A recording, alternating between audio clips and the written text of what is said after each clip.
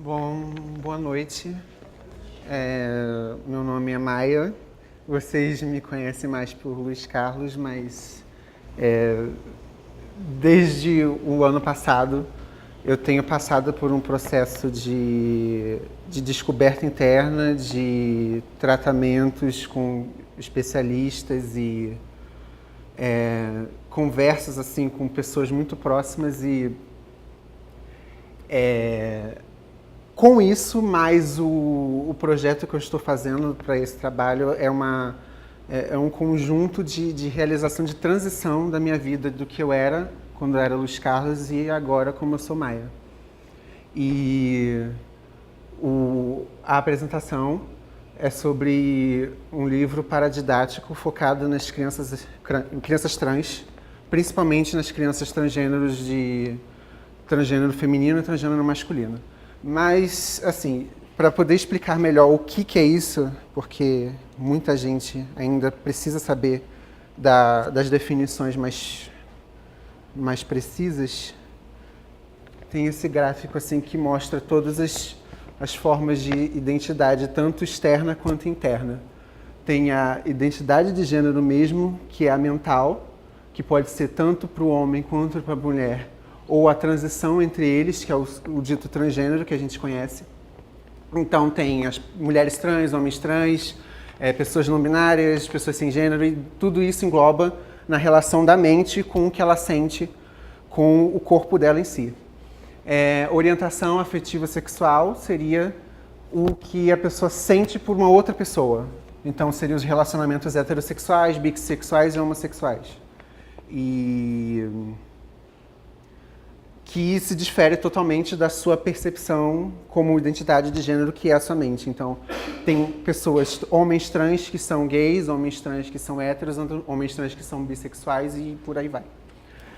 O sexo biológico, que é o que a maioria das pessoas já conhece e a maioria das pessoas usam para definir todo o resto desse gráfico, que é entre o masculino e o feminino, definido socialmente, porque, como vocês podem ver, entre a intervenção entre o masculino e o feminino, possui o intersexo, que seriam as pessoas que nascem ou com um grau de transição entre os órgãos masculinos e femininos, tanto interno quanto externo, que é sim considerado, elas atualmente se apropriaram como um sexo definido biologicamente próprio, mas também que elas podem se lidar como pessoas trans ou não, dependendo da designação que elas tiveram ao nascer. E a expressão de gênero, que seria toda a parte externa, sem ser o coração, os órgãos e a mente, que é como você se veste, como você aparenta ser para a sociedade. Então, você pode ser tanto mais masculino, dependendo das suas roupas, do cabelo, do que você usa de acessório, ou feminino, ou a transição entre os dois, que seria o andrógeno. Tá. Então, principalmente, o trabalho vai se tratar dessa diferença entre o cisgênero e o transgênero. Porque o cisgênero seria as pessoas que nascem com uma designação, com um órgão sexual, que as pessoas definem como masculino, e a pessoa nasce e se identifica como homem e se expressa como uma pessoa masculina, dentro dos padrões que a sociedade estipulou conforme a isso. Então, ela é definida como uma pessoa cisgênero, ela está toda conforme ao padrão que se impõe. E o transgênero seria o oposto, que é a pessoa que está disforme, que está fora desse padrão de definição, em alguma forma, assim, tanto fisicamente quanto mentalmente. Ela pode ter nascido com uma vagina, mas ela se sente como um homem, ou ela pode ter nascido com um pênis e pode se sentir uma mulher, ou os dois, ou nenhum dos dois.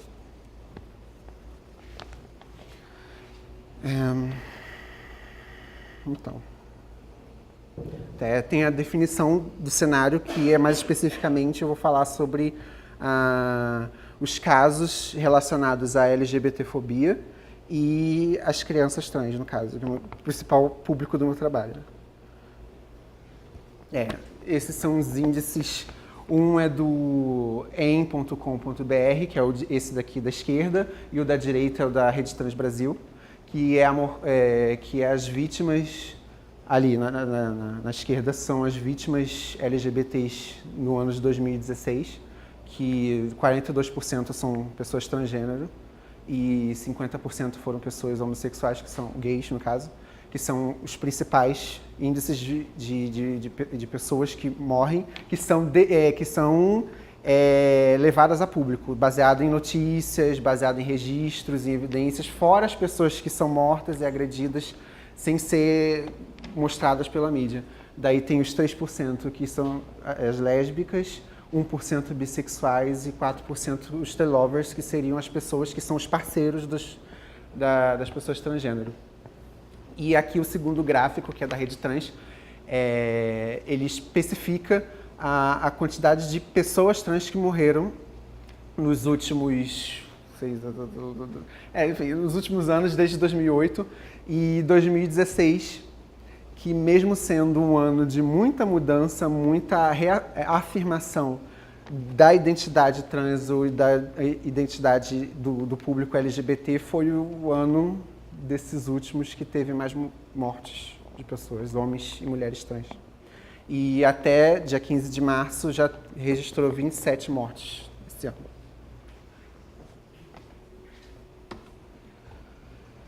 Então, esses são alguns casos assim que eu tirei de relevância negativa em relação ao assunto. Eu peguei esse que é antigo, é de 2011, no caso seria aquele veto que o governo deu para o kit de combate à homofobia, que gerou uma série de repercussões em relação ao MEC. 2 anos depois ainda tinha repercussão, o MEC estava querendo implementar isso e não rolou, e acabou gerando uma revolta em relação à política que já estava se institucionalizando nesse tempo, que teve um crescimento de políticos religiosos que foram bem contra com esse kit, definindo como impróprio ou fora assim dos parâmetros que uma criança pode vivenciar ou saber ou se informar. E isso aqui também é bem emblemático, que é a expectativa de vida das pessoas transexuais no Brasil, que é no máximo até 35 anos, a média, assim. E ela vem diminuindo, porque ela era 36, agora é 35, e esse é um dado desse mês ainda. E realmente assim, para quem lida, para quem conhece as pessoas, assim, é muito difícil você encontrar uma pessoa transgênero que tenha 30, que tenha 40 anos, que tenha seus 50 anos, porque não só pelo fato de ser considerado uma minoria, porque eu não considero isso uma minoria e muitas pessoas já não consideram mais uma minoria propriamente dita, mas é porque realmente é uma situação muito precária, porque existe um índice de suicídio também muito alto, principalmente dos homens trans, porque essa taxa é das pessoas trans em geral, mas principalmente os homens trans se suicidam muito em relação à depressão por conta da solidão que é lidar com as outras pessoas, porque mesmo a mulher trans sofrendo muito preconceito, agressão, mortes, o homem trans ele é totalmente invisibilizado em muitos fatores, e muitas divulgações e muita coisa relacionada ao assunto. E com isso também, o Brasil é realmente o país que mais mata pessoas transgêneros do mundo, mesmo tendo países assim em guerra, países que muitas pessoas consideram violentos assim de forma geral, muito mais do que o Brasil. O Brasil ainda tem uma característica muito violenta com o público. E aqui essa notícia diz que mesmo hoje, com todo esse levante, com toda essa reafirmação, com as pessoas cada vez mais se conhecendo, aceitando, falando, o índice de violência continua aumentando, 30% no caso, que também foi registrado esse mês. E principalmente, que foi um dos casos assim mais recentes, mais emblemáticos, assim, que ficou marcado na mente de muitas pessoas, foi a morte da Dandara, e toda a forma de violência que ela sofreu, que foi muito pior, muito mais cruel e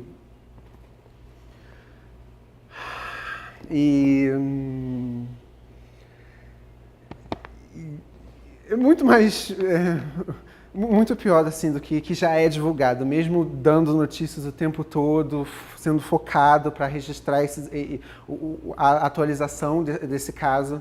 É muito pior do que parece. É uma violência muito além do que você imagina de algo verbal, de algo físico. É uma relação de ódio em relação à identidade de uma outra pessoa. Assim.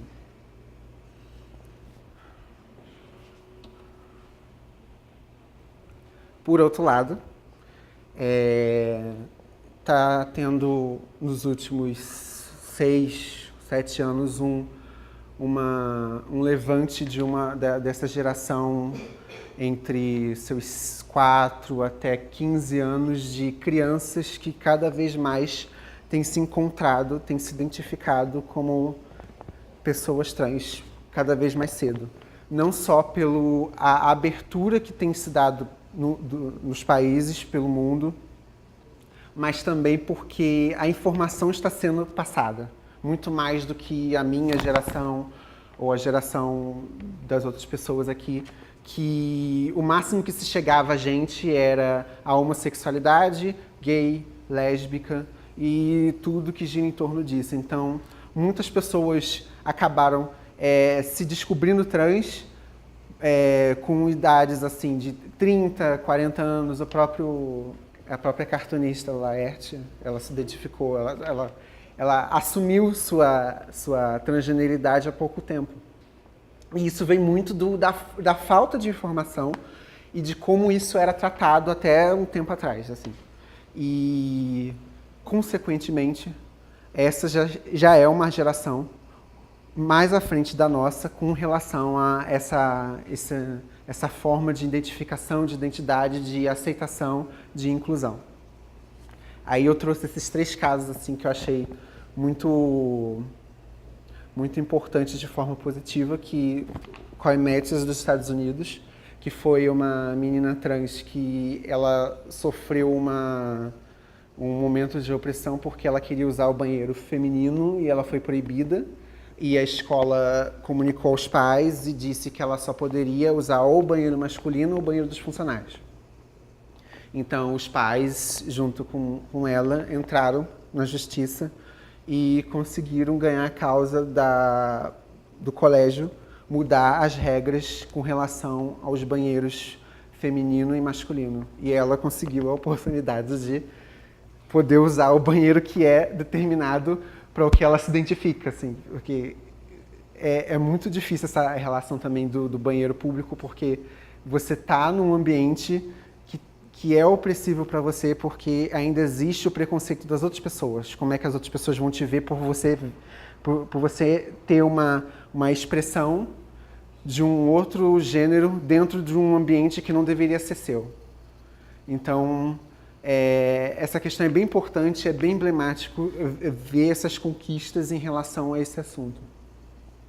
Jazz Jennings seria também uma menina trans que agora ela tem 15 anos de idade, já está fazendo processo hormonal desde criança. Ela escreveu um livro falando da vida dela e também foi uma das fundadoras de uma das redes de apoio a crianças trans mais conhecidas no mundo. E esse seria o menino trans Isaac Wolff, que ele lutou assim durante todo o seu processo de graduação para que o nome social dele fosse lido na formatura. E eu quis trazer assim uma representação do infantil, do infanto-juvenil e do mais adulto. Apesar da foto ser ele criança, ele já está adulto.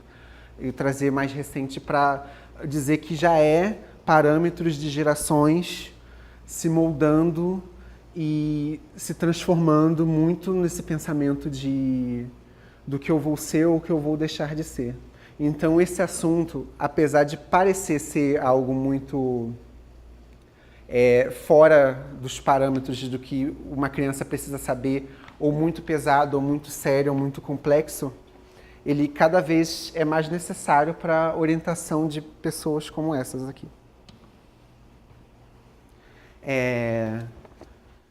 A ONU tem uma agenda de desenvolvimento sustentável que engloba muito mais do que o ambientalismo.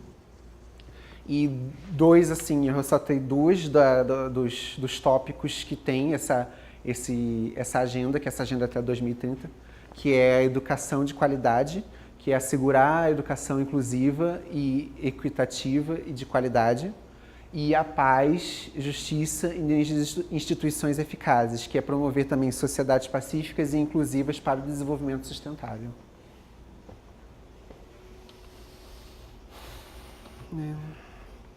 Tá, agora eu trouxe uma definição de análise já de conteúdos que já existem sobre o tema para crianças. Primeiro eu fiz essa pesquisa bibliográfica e os 2 livros bases que eu estou usando para poder fazer o projeto. O primeiro é o Gênero e Diversidade na Escola, que ele é publicado pelo MEC e tem como os principais autores assim, para precisar ler, porque é o nome de muita gente. Andrei Barreto, Leila Araújo, Maria Elizabeth Pereira, que são os 3 autores, junto com várias pessoas, vários professores especialistas, vários psicólogos e pessoas que lidam com o ambiente escolar. E esse livro é próprio para orientar professores a lidar com essas questões no ambiente escolar. Esse livro também, que é da UFRJ, de 2014, também é Trabalho de Diversidade Sexual e de Gênero na Escola. Ele também é um livro focado para professores, que é muito mais relacionado a essa coisa de como falar, o que dizer, como é que eu vou pegar a minha matéria e trazer ela de uma forma mais inclusiva, principalmente as matérias de história, biologia, ou essas todas relacionadas que passa assim pela definição no corpo. E também eles dão uma série de exercícios para ter a conversa, ter o diálogo entre o professor e a criança, para poder construir, ajudar a construir o processo de identidade dela, caso precise, para além do ambiente familiar. Essas foram as 2 pessoas que eu entrevistei com relação ao assunto. Essa é a Renata Ferreira, que ela é psicóloga e focada em gênero e sexualidade, mas principalmente homoparentalidade, que é a relação de adoção de lésbicas e homossexuais. E essa é uma das frases assim que eu ressaltei, que ela disse que eu achei mais importante, que é: o desejo da criança deve ser priorizada em todos os casos. Ela não é alguém que vai se tornar um cidadão, ela já é um cidadão.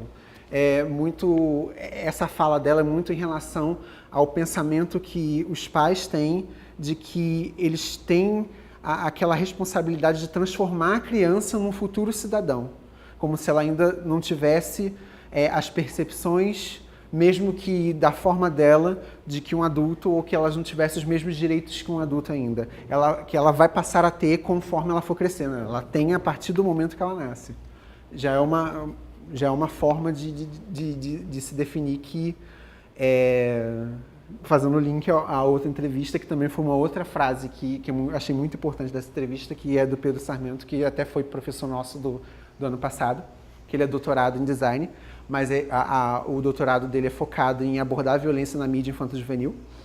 E uma das coisas importantes que ele disse, que eu achei muito bom ressaltar aqui, que não existe assunto sério ou complexo o suficiente que não possa ser abordado para o público infanto-juvenil. Mais para frente eu vou mostrar exemplos do porquê essa frase é importante e ela faz muito sentido. Esses são os 2 livros base de análise de similares que eu estou seguindo. O primeiro foi feito por um casal de lésbicas do Milão, Helena Flaville e Francesca Cavallo, que é Histórias de Ninar para Garotas Rebeldes. Apesar dele não ser focado em crianças trans, uma das 100 histórias que são de mulheres pelo mundo, que marcaram a história de vários séculos. Tem desde Princesa Elizabeth até Maya Angelou, que foi sentada agora há pouco. Tem a própria Coy Matthews, que foi a menina que foi proibida de usar o banheiro da escola, Frida Kahlo, Coco Chanel. Então, são 100 mulheres importantes que precisam ser informadas para as próximas gerações, para mostrar que elas existem, para que essas meninas se sintam incluídas na história do mundo, porque, consequentemente, muito do que é mostrado, do que é contado, do que é ensinado é muito focado no masculino, nos homens, mesmo tendo várias e várias mulheres durante a história, às vezes que conseguiram fazer coisas na frente desses homens, mas que são totalmente invisibilizadas. A narrativa, a forma que ele é construído é muito próximo da linguagem que eu acho muito própria para poder informar as crianças que vão ler o livro, que vão poder ter eles futuramente. E o Introduzindo Ted, não tem ele traduzido, que é da Jessica Walton, que ela criou esse livro infantil, que é de um urso transgênero, que ela se inspirou na história do pai dela, que agora é uma segunda mãe, que ele se descobriu também trans aos seus 50 anos. E hoje ele e a Jessica Walton é um dos maiores apoiadores da causa trans para crianças das Américas. Esse é um gráfico também que eu adaptei de uma revista do NetGeo que foi focada no tema de diversidade de gênero, que é a definição entre elogios relacionados à aparência e elogios relacionados às habilidades das princesas Disney desde a era da Branca de Neve, que tem a era clássica, que é a Branca de Neve, Cinderela e Bela Adormecida. E no gráfico dá para ver que os elogios relacionados à habilidade delas é pouco ou inexistente. Elas são muito mais elogiadas pela sua beleza do que pelas suas possíveis habilidades. E na Renascença e na Nova Era, esse índice foi crescendo com o tempo. Com a Pequena Sereia, a Bela e a Fera. A Jasmine, ainda assim, foi uma discrepância. Ela foi a única que não foi elogiada pelas habilidades na Era da Renascença. E na Nova Era, que foi os maiores índices de elogios às habilidades, que seriam a Princesa do Sapo, a Rapunzel do Enrolados, a Mérida do Valente e a Anna de Frozen. E foram as que tiveram menos porcentagem também elogiadas à aparência, que foram elogiadas pela aparência. Para as crianças, elas ficaram muito focadas em elogiar as habilidades dela, porque as habilidades dela eram muito mais representadas do que o que ela precisava representar como beleza ou da relação dela dentro do universo. Como está escrito ali, os percentuais faltantes foram de elogios a outros parâmetros das personagens. Então, eu separei esses 3 personagens que fazem parte da mídia de conteúdo que também tem para crianças e para pré-adolescentes e para adolescentes também. Um é o Mertaton, de um jogo chamado Undertale, que é um jogo indie, que fez muito sucesso no ano passado, por ele ganhar uma versão traduzida, mas ele foi lançado em 2015, que um dos seus personagens é um robô, que na verdade foi uma criação de uma forma física para um fantasma. Só que um fantasma, nesse mundo, ele não é um fantasma de uma pessoa morta. O fantasma é considerado uma criatura específica. Então, os fantasmas desse mundo são monstros. E como o fantasma é um ser etéreo, intangível, eles não têm gênero. Então, mesmo eles tendo características mais femininas e masculinas, eles se tratam como seres que não são nem menino, nem menina, nem os dois, ou nenhum dos dois. E essa foi a criação de um projeto de uma das outras personagens do jogo, a criar uma forma física para um dos fantasmas do jogo. E esse é o personagem Lars, do Steven Universe, que apesar de não ter sido evidenciado, assim, nenhum personagem disse diretamente a Rebecca Sugar, que é a criadora do desenho, ela lança várias pistas nos episódios, durante as temporadas, de que ele seria um homem trans. Quando tem um episódio específico que mostra a família dele e, por exemplo, a mãe dele chama ele de Lawrence. E tem outro episódio também que mostra uma foto dele mais jovem, com cabelo grande, com roupas com cores mais claras.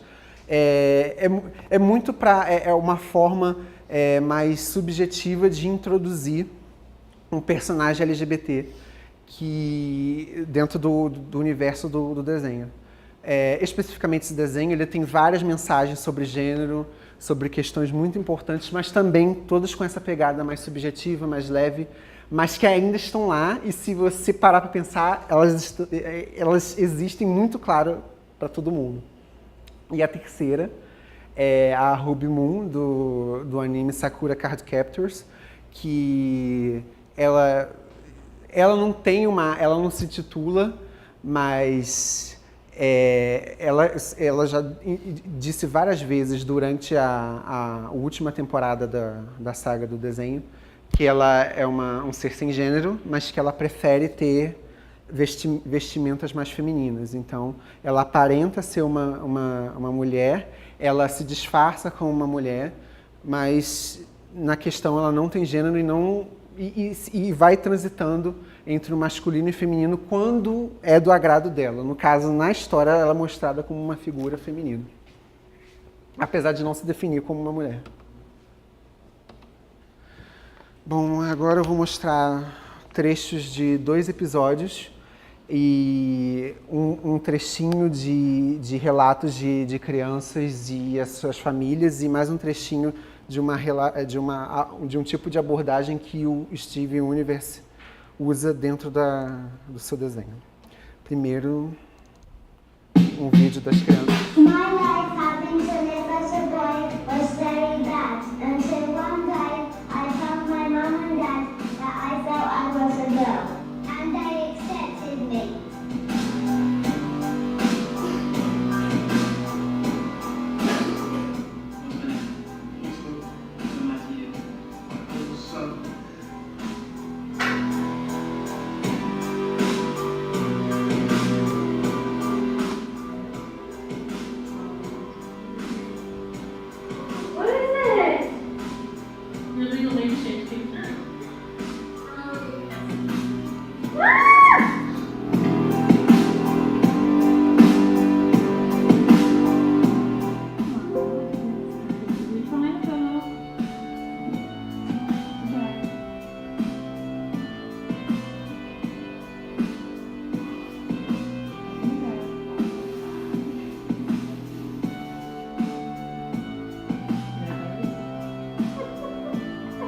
Pela falta de tempo, eu só vou deixar ele lá no finalzinho, que tem uma mensagem de uma youtuber brasileira trans, que é a Mandy Candy, que é a maior youtuber trans brasileira atualmente, que eu acho importante para poder mostrar os outros vídeos também, por causa do tempo. Uma pessoa trans. Ai, perdão. And part of it, I think, is to love unconditionally. Família de verdade é amor, não importa se é homem, mulher com mulher, homem com mulher, uma pessoa trans com uma outra pessoa trans, uma pessoa trans com uma pessoa cis. Se tem amor aí no meio, é família. Esse vídeo foi tirado da página Quebrando o Tabu, que foi a que fez o compilado do relato dessas pessoas. Eu vou mostrar um trecho do episódio do Flapjack chamado Falta Alguma Coisa. E nesse episódio, é só uma sinopse para vocês se situarem, para ficar mais resumido. Ele tem uma voz mais fina e ele acaba descobrindo que todo mundo dentro do universo vê ele como menina por conta dessa voz.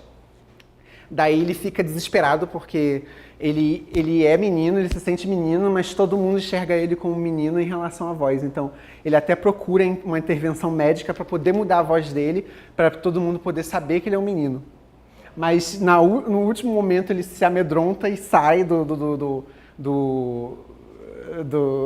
lugar que nem é médico, porque é um barbeiro / médico, que ia fazer a operação, ele desiste de última hora e encontra uma pessoa no meio do episódio que é bem importante, assim, para demonstrar a relação transgênero.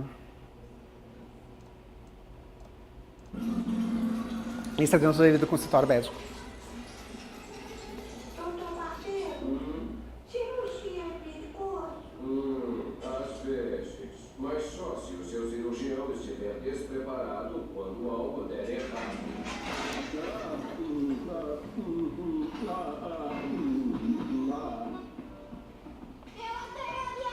Eu gosto da sua voz. Eu acho que eu não ouvi, amigo. Eu gosto da sua voz. Que é isso?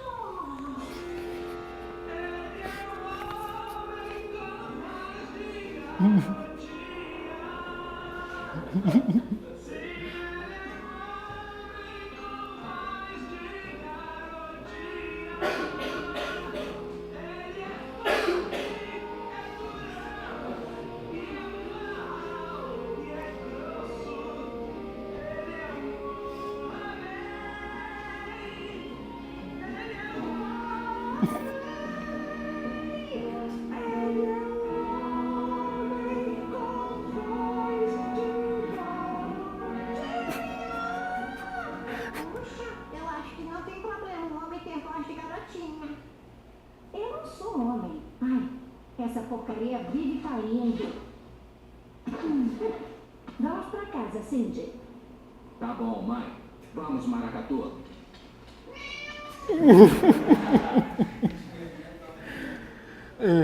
Então, o desenho quis representar, através da voz, a relação de expressão de gênero, que as outras pessoas enxergam a pessoa, mas o que ela se identifica de verdade. Que no caso foi tudo trocado, até o cachorro tem voz de gato.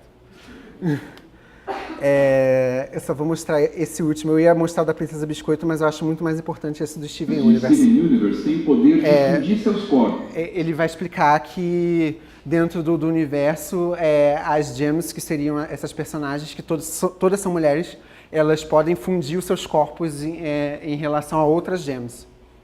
E assim formarem um ser que é física e psicologicamente a soma das duas partes. Essa não é bem uma ideia nova na ficção e nem na cultura pop. A Mosca já falava da fusão entre dois seres. E em Dragon Ball isso também acontece. A novidade de Steven Universe é que dessa vez a fusão guarda em si referências ao sexo. Sim, porque em toda a narrativa sobram sugestões de que a fusão é prazerosa e que por causa disso ela é desejada e proibida. Nesse mundo tem uma coisa que é desejada e proibida ao mesmo tempo: sexo. Muito sexo. E nesse contexto, fusões não consentidas são uma metáfora para o estupro. E é impressionante, mas essas coisas acontecem no desenho. Tem um episódio em que a Pearl engana a Garnet para poder se fundir com ela. Isso deixa a Garnet meio puta e joga ela numa crise. Man, it sure would be nice if things worked out and we didn't do our tails. Yeah, it would.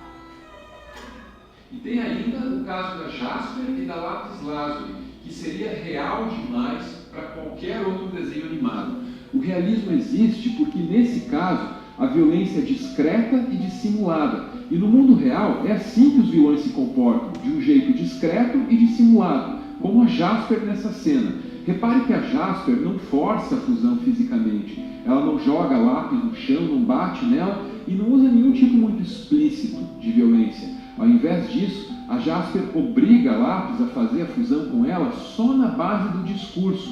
E esse discurso é ambíguo, porque ele pede permissão para realizar um ato íntimo e, ao mesmo tempo, deixa uma ameaça no ar. Come on, just say yes. No fundo, a Lápis não tem escolha. Ela faz a fusão, mas aproveita para prender a Jasper no fundo do mar e livrar o mundo dela, pelo menos por um tempo. Eventualmente, quando tudo acaba, a Lápis dá todos os sinais de que está encarando uma depressão profunda. Was an endless, crushing darkness, wet and bleak and suffocating. Vou parar por aqui, porque senão também é grande. Voltando à apresentação. Aqui. Então, Por último, eu vou falar das definições que eu tenho do artefato até agora. No caso, o objetivo geral com relação a toda essa pesquisa foi desenvolver um livro paradidático impresso e digital sobre transgeneridade e suas especificidades para crianças que cumpram o seu objetivo, tanto no ambiente social, de forma efetiva, mas eu esqueci de acrescentar ali, tanto como também no ambiente da escola ou da família. E só um parêntese que eu devia ter falado do vídeo. O vídeo mostra a relação de narrativa do estupro dentro de um livro, dentro de um desenho infantil, que faz muito link do que o Pedro Sarmento disse, assim, que não existe assunto pesado demais para ser falado para criança. A narrativa, a forma que é dito, os símbolos que são usados, o quanto de subjetividade ou de lúdico você usa é o diferencial para você conseguir informar ou não. Esses são os objetivos específicos, que eu também não vou me aprofundar muito, senão vai ficar muito longo. Analisar as questões referentes à criança, analisar o conteúdo midiático, analisar, aplicar os elementos dentro do livro, que seria, no caso, falar sobre o assunto, que é um assunto tão complexo, tão sério, mas com a narrativa certa, com os símbolos certos, você pode ser falado e vai se conseguir sucesso com isso. Compreender o design gráfico social como uma ferramenta para criar um conteúdo voltado para a criança. Se preocupar com a identidade, o texto, a quantidade de texto, as cores, tudo importante também para ajudar no estimular a criança poder comprar e os pais se interessarem em comprar também. E isso é para o futuro, que assim que eu apresentar o TCC, fechar o TCC direitinho, esse projeto vai ser levado para frente, que eu vou fazer a captação de recursos via Benventoria, que é uma plataforma de crowdfunding específica para causas sociais, que tem até uma página própria para causas LGBT. Então, assim que terminar o trabalho, eu já vou registrar tudo, vou registrar o nome do livro, personagens, ilustrações e começar a fornecer, arrecadar, fazer e distribuir. A conclusão como eu acabei reforçando a conclusão durante a apresentação inteira. Qualquer coisa pode ser dita, qualquer assunto pode ser passado, o importante é passar, porque a criança ela não vai criar a consciência para poder entender aquilo, ela já tem da forma dela. Então, ela saber isso quanto antes é importante para ela, muito mais do que para qualquer pessoa assim ao entorno do ambiente, tanto familiar quanto escolar dela. Que ela precisa se conhecer, ela precisa saber o que ela vai enfrentar, ela precisa saber o que ela precisa pensar, falar, todas as questões de opressão, de problemas, de desafios, mas também de benefícios, positividade e sucessos que vão conseguir durante a sua trajetória como uma criança transgênero. É isso.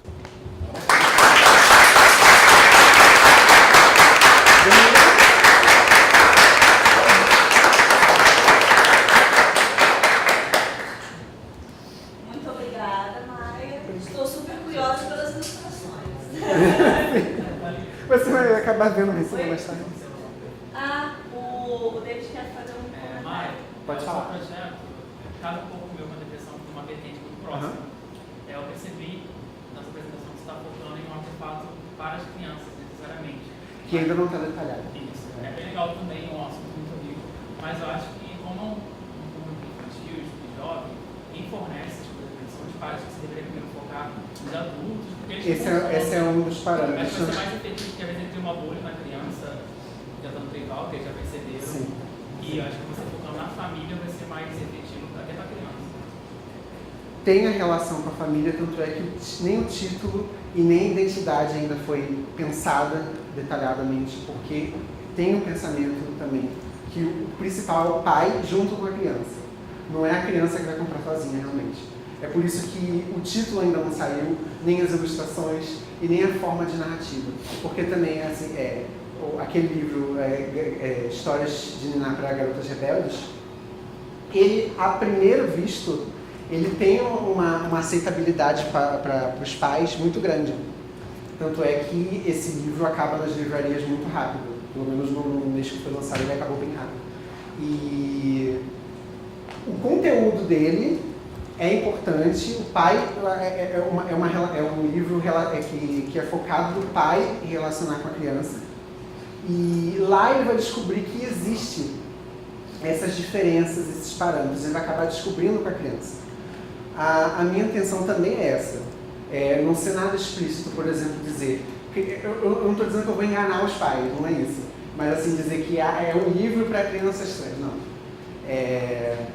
Isso vai ser passado de uma forma muito mais subjetiva, que como o pai vai estar acompanhando a criança, ele vai acabar entendendo junto.